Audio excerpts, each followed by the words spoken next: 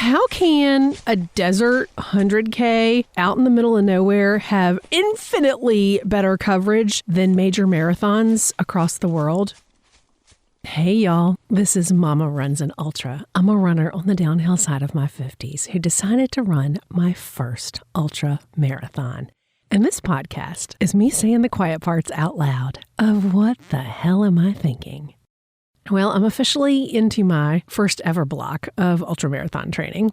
And right now it's still in that the mileage is familiar territory, but the way it's broken up is a little bit different. So technically back-to-back long runs, but I know that the long run's going to get a lot longer in that second run. Well, I don't actually know what's going to happen there. That's all right.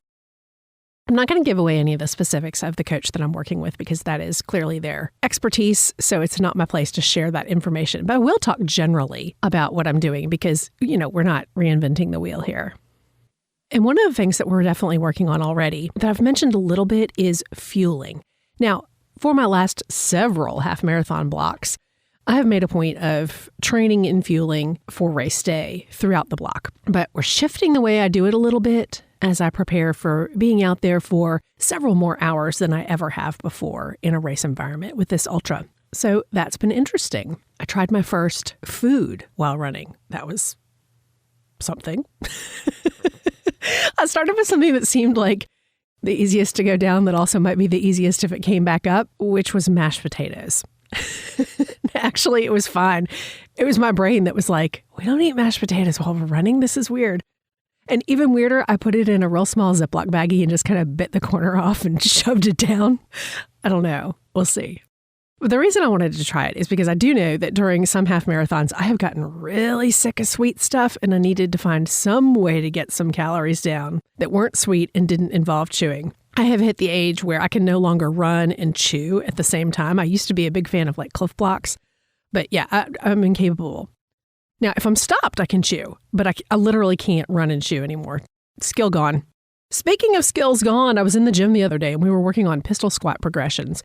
And I've never been able to do a pistol squat, so it's not like I've lost this skill. But the only kind of progression I've ever done is the one with the TRX straps, the bands that hang down from the rig. And well, all I've ever done really is just pull myself up, making it an upper body move. Not really a whole lot of leg going on in the way I've done it. Well, this was a progression that was from the bench. So there's two different ways to do it. You can either start out seated on the bench with one leg out parallel to the ground and then stand, or you can start standing with the one leg out and sit down.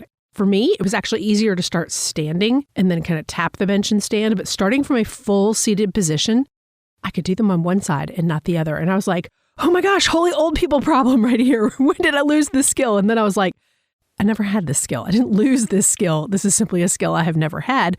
And boy, am I lopsided. Yeah, one leg so much more stable and strong than the other. And this might be part of the issues of how I get tired after a few hours of running. So lessons to learn, things to work on in my ultra training block here. And of course, I immediately messaged it to the coach. Anyway, I digress. Surprise, surprise. I spent last weekend watching the live stream of Black Canyon Ultras. And I just want to say, how can a desert 100K out in the middle of nowhere have infinitely better coverage than major marathons across the world? This is a real question. Okay, so I've always been a road running fan. I have been a road runner. I am not a trail runner yet. I'm still not really a trail runner because I'm going to be running on a rail trail sort of circumstance. So anyway, these people are literally running through cacti and we've got better video coverage from Black Canyon than you can get trying to watch somebody in the Chicago Marathon. Y'all, what the hell is wrong with road running? Millions and millions of dollars and they can't put some drones out there? This is ridiculous. I remember the one that made me the most angry. I was watching Tokyo Marathon, World Major Marathon. The only runners they show on the broadcast are the lead men. You didn't even see the women, let alone the women who were not in the front pack. So anyway, I just want to say, shout out to trail running. Y'all have got this down as far as video on course.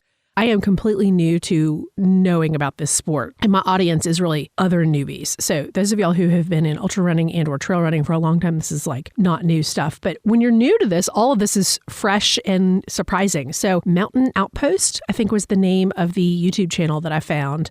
through the Black Canyon website that had a live stream. I watched the entire 100K, y'all. Well, I didn't watch the entire thing. I watched through the top 10 women, but like 8 hours. Bananas. It was fantastic. The coverage was incredible. And those athletes, holy cow, y'all. Inspiring, unbelievable. It was fascinating to me to see these athletes run, who are people that up until this past weekend, I only knew from listening to on podcasts. I'd never seen a picture of any of them. Like, I don't know anything about any of them. And so it was completely new and fresh and really exciting. And so I will admit, for those of y'all who ran the 50K on Sunday, I did not watch the whole thing. I just sort of followed the results, but amazing. So yeah, that's what I did this weekend. Some people celebrate Valentine's Day with a loved one.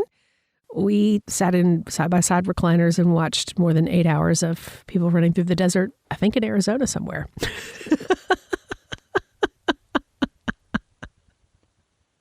Got it nice for a rest day. I mean, I got up and did my long run first, and then I just settled into the chair and watched it. It was pretty incredible. The advantage of time zone differences as well. Anyway. Yeah, now I'm like on a roll about road running's horrible coverage of marathons, because if they can do this out in the middle of nowhere in the desert with runners super spread out and have such great coverage, and the commentary, I left it out. The commentary on Black Canyon was great as well.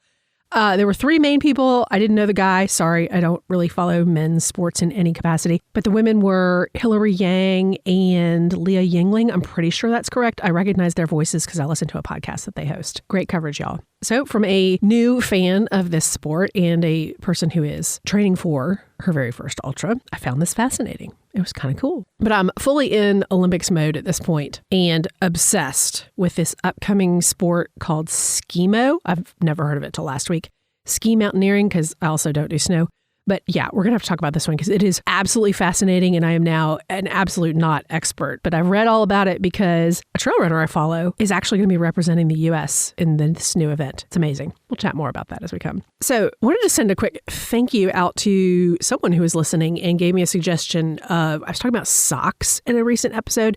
So they messaged me and said, hey, there's this book that everybody uses that has to do with taking care of your feet during ultras. And they sent me the title. I've ordered it. So thank you. It hasn't arrived yet. But yeah, I appreciate that information. I am a little worried about foot care with ultras. So I have already been wearing the shoes that I intend to wear for my race on my long runs. I probably need to get a second pair at some point. But what I don't really quite understand with the whole ultramarathon on a mostly paved-ish trail is pounding on your feet. Like, do I want comfy shoes or do I want like my bouncy shoes? And I don't know. I super need some advice on that because I don't want to be looking for new shoes like right before the race. So anyway, if y'all have suggestions on that, please leave them in the comments on your favorite podcast app. That is so far the best way to let me know. Feel free to just put something super specific with a big old 5-star review. It's super helpful because, as we all know, algorithms drive everything these days, and anything other than a 5-star review makes you invisible. So yeah, I don't want to be invisible. Actually, I'm definitely not going to be invisible. I already know what I'm going to wear on my race day and not invisible. Anyway, we'll be talking more as I watch a little bit more about this trail runner turned Skimo person, and as I get a little more into these back-to-back trail runs, because now I'm having to find vert. This is my new word. I didn't know vert, but now I do. Thanks for hanging out with me here at Momma Runs an Ultra. Hey, fellow music nerds. If you live for deep cuts, basement show legends, and bands that never quite made it past the local level, you need Dive Bar Music Club. It's the low-key, high-taste podcast where a rotating cast of the regulars who work in indie music share what they're listening to. Every episode digs in. Cult favorites, bands you missed, and the up-and-coming artists shaping the music today. It's like pulling up a bar stool in your favorite dive and meeting your new best friends, chatting about music. That's what we do at Dive Bar Music Club. Search for Dive Bar Music Club in your favorite podcast app and tap that follow button. Your next favorite band is waiting.